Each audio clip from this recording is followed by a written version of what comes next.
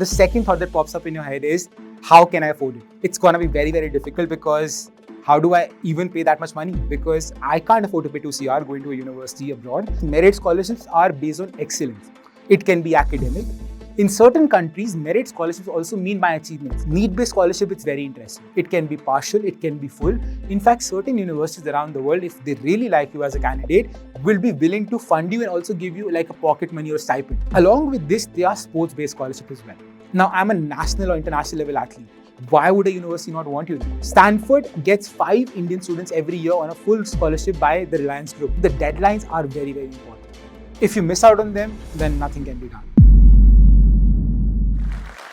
Hi, my name is Abhishek. Let me start with asking a simple question. How often have you wondered and thought about studying at the best universities in the world? But hold on to that thought, and the second thought that pops up in your head is, how can I afford it? It's going to be very, very difficult because how do I even pay that much money? Because I can't afford to pay 2 CR going to a university abroad. Then how do we solve the problem? Scholarships is not a difficult term. Scholarships exist, and that's exactly what I want to speak about. But there are few things that roam around this idea that people don't really get. Let me just break down the conversation for you. I'll try and help you understand what scholarships are, what are the types of scholarships available, how do you start working towards them, and what is a very basic hygiene check you can keep in mind while applying for scholarships. And this can be for universities abroad. And of course, universities are always supporting students for a very simple reason. Talent, sabko chahiye. They want the right kids applying to the right universities, and agar certain amount of funding or scholarships can help their journey, why wouldn't they do that? Quickly to start with, what are the types of scholarships? Now, if I am a very sincere, hardworking high school student getting the right possible marks, the easiest scholarship for me to even consider is merit scholarships. Now, as the name suggests, merit scholarships are based on excellence. It can be academic. In certain countries, merit scholarships also mean by achievements. If I have achieved certain level in a particular quiz, Olympiad competition or an international level competition, they might consider it as a merit-based scholarship as well. The crux of the merit as a word is excellence. As long as I'm consistently doing something, it's a valuable term. I'll give you certain examples how merit-based scholarships work. Let's say I'm a kid in India applying to a university in Canada. I've got 90-95% and university says if you get the right scores, we'll consider you for a scholarship.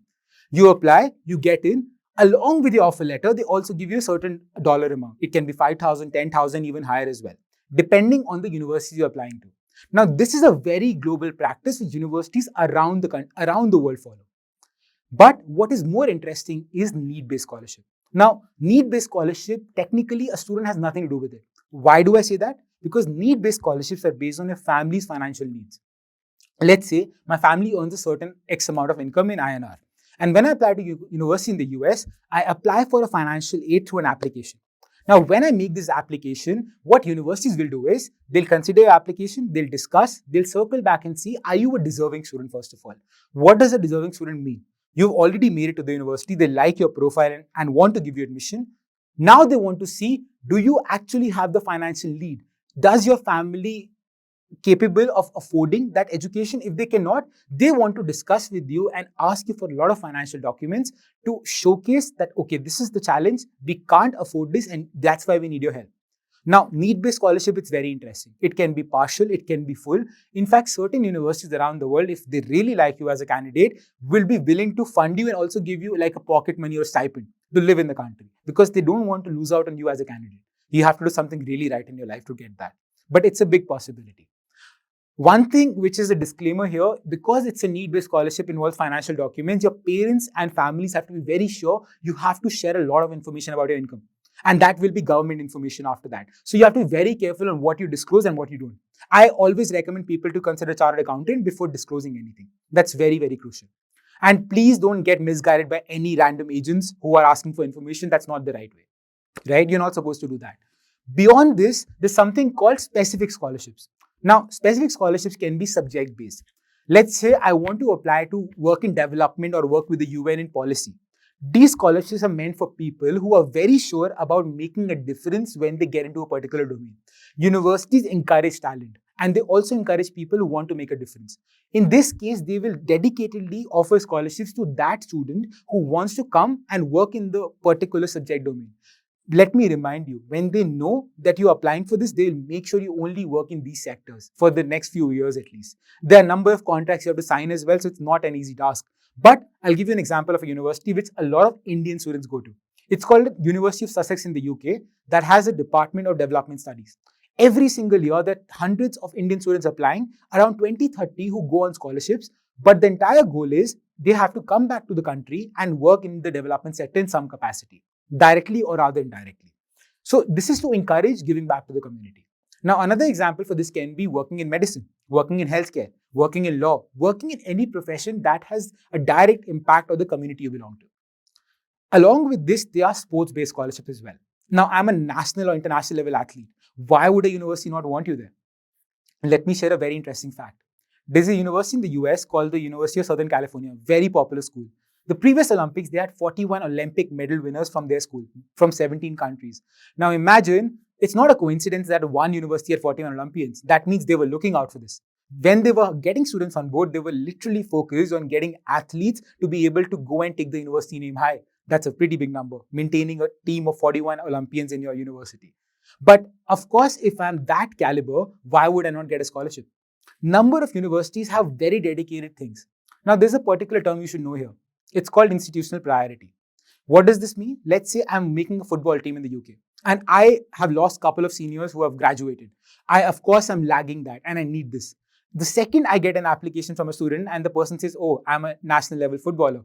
Of course, leaving everything aside, I want to talk to the student. I want to scout this kid to come and play with us. Because even if the person is not academically the brightest, that person can solve a big problem for us. We require that person.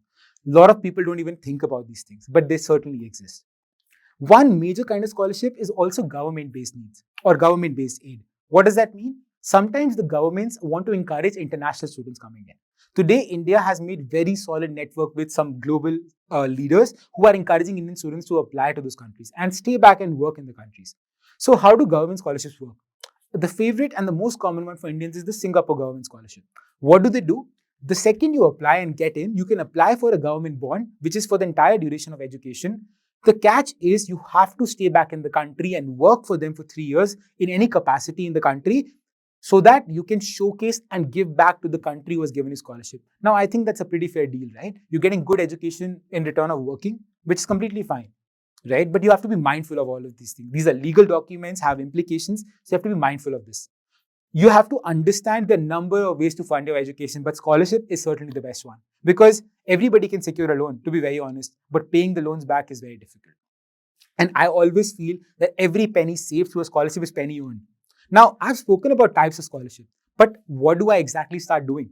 Now, when I mentioned about types, you understood that need-based scholarship, you can't really do anything. This is out of your control. It's based on your family's financial needs. On the other hand, when it comes to university-based scholarships, merit-based scholarships, or scholarship based on a particular skill or talent, you can do a lot. First, maintain the right kind of grades to aim for the merit scholarships. So let's say I want to apply to Australia. A university has mentioned if you get a particular percentage, I'll give you this person scholarship. They're giving you the roadmap to it. It's your choice to take it or ignore it. Certain universities will say, if you do this plus this, let's say academics plus sports or curriculars, I will also consider you for a full ride. A full ride for your disclosure means you are not paying anything. They're paying for your academics, tuition, living, everything. Sometimes even your travel as well. So try and understand scholarships can vary drastically, but you need to work towards them. First step to figuring out scholarships is research. After all, without research, you can't figure out the best ones. And when I mean research, I don't mean look at only scholarships. Figure out which countries are most liberal towards you. For example, certain countries are not very encouraging of scholarships. So why are you even trying? But if there is a country better placed for you with the right amount of scholarships, why don't I consider it? Why do I pay that extra bill for no reason? It's not required. Second is identify scholarships don't have any external implications. Are you supposed to be moving back to your country? The most common example are the Commonwealth and Fulbright scholarships, which are very popular for postgrad students going to the UK and a few other countries. Once you become a Commonwealth scholar, it's given that in the 2 years you graduate, you have to move back to your country and start working there. Of course, you can relocate later, but that time you have to come back. Why? Because your country has this particular norm where they're contributing to your education, but you have to come and support them as well. Every year, I see students go in the scholarships, and when they land jobs in the country, they can't stay back. And that also brings a lot of dissatisfaction in the experience. So be rather aware than go and complain later, because they already told you this before. A lot of people go to visa agents who help them with scholarships. Please understand everyone in this journey has a defined role. I'm not saying some people are not aware, but it's your responsibility to check and ask the credibility of the person guiding you, because scholarships is a very important financial decision for you. And if you're listening to a person not qualified for this, that is your mistake completely. So be very mindful of who do you listen to in this approach. There's certain people in the country today specializing in scholarships, and they're really doing a good job because the entire focus is supporting you, right? Also, one interesting fact. Let's say I'm very good at technology and I really want to make a career in this. Today, I can go to institutions who are willing to support my talent and skill from India and tell them, you fund my education, I'm very happy to come and work with you. These conversations are more prominent and more common than you might think. In fact, a lot of institutions, the biggest ones, Tata, Reliance, are the biggest supporters of Indian students going abroad. Stanford gets 5 Indian students every year on a full scholarship by the Reliance Group. The only clause, come and work for Reliance. I don't think there's any harm in that, right? It's a great company to work for. Similarly, Tata Group has a long-standing relationship with Harvard, London Business School, where they fund 1 or 2 students every year on a full ride, not everything paid. The only challenge, you can work with the Tata Group wherever in the world, depending on the clauses of the scholarship. So please understand, corporate scholarships are very frequent, often, and rather easier to get for some people. And in fact, you get to work with companies. I'm securing a job as well. How does it hurt? Another part to understand is the basic document and hygiene check. Scholarships require a lot of documents to be done. First of all, your transcripts, your financial information, possibly in some cases. Scholarships can also expect you to write personal statements, sharing your story. How can a scholarship benefit you? I'll give you an example of a motivation letter of a scholarship. What they want to know is why you are a good student, how can this scholarship afford and help your career and further promote your progress in the journey. If you can prove it to them and showcase that you have been somebody already working towards your career goals and this will actually help you and your family, they are more inclined to consider you. Certain universities take interviews as well. After all, it's a big sum of money they're offering. But interviews are not as simple as university interviews. They ask you a lot of questions. How do you plan to use that scholarship? How do you want to benefit? What is it that you bring to the table? Because you are being supported, will you give back to the community down the line? They want to understand these things. Oxford has a very interesting way of doing it. Certain cases, when students come from less fortunate backgrounds, they say you come here, study, you start paying us back when you graduate, or start funding education of other people in our university. A lot of universities have brilliant concepts, right? Especially in Europe as well. But you have to figure out what is possible and what is aligned with you, because random things don't work. One major factor which a lot of students get wrong, they apply for scholarships very late. Sometimes the ship has sailed. Because you're applying for a scholarship, the deadlines are very, very important. If you miss out on them, then nothing can be done. There's no request that you can put across.